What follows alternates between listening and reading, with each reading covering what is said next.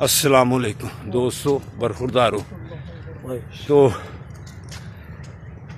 آج تو کافی بچے آئے ہوئے تھے تو ہاں مفتی صاحب کے ساتھ ماشاءاللہ. یہ ہمارے بزرگ تو یہ پیچھے بھی آنے والے ساتھی وہ ہمارے وکیل صاحب یہ لو سارے ہم اکٹھے کر رہے ہیں. تو یہ ہمارے اپنے قاری صاحب تے مفتی صاحب واق دے بارے تھوڑا جہا کہو کہ عوام نو جہاں خاص طور پہ جن کا تعلق مسجدوں کے ساتھ ہے. بالکل جی بالکل بالکل. ہاں واق بہت ضروری ہے جی صحت کے لیے. نبی پاک علیہ الصلوۃ والسلام کے طریقے کے مطابق جو ہے نا جی انسان کو زندگی گزارنی چاہیے. زندہ باد. پہلے ہم بھی سستی کرتے تھے، اب الحمدللہ یہ باقاعدگی سے باقاعدگی کو برقرار. حاجی صاحب نے ہماری تربیت کی ہے جی اچھی.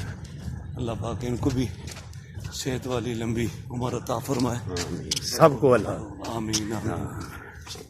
یہ دیکھا یہ مفتی صاحب آپ کے لیے بھی دعا کر رہے ہیں، میرے لیے بھی انہوں نے دعا کی ہے تو ہم ان کے لیے سب دعا کرتے ہیں. تو بیٹو یہ دعاؤں کا بہت اثر ہوتا ہے.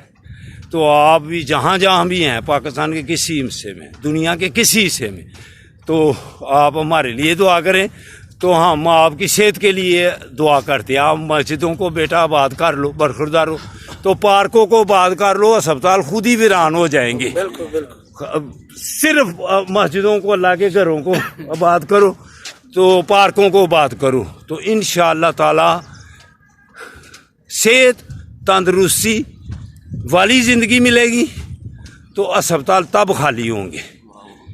تو میرا چینل ہے ینگ اولڈ مین سیالکوٹ.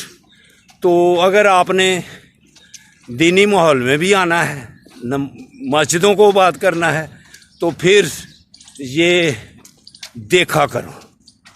پھر آپ پارکوں کو بھی آباد کریں گے انشاءاللہ تعالی اور مسجدوں کو بھی آباد کریں گے. ہم سارا دن اپنے کاموں میں تو لگے رہتے ہیں اور اللہ اکبر کی آواز کو سنتے ہی نہیں ہیں.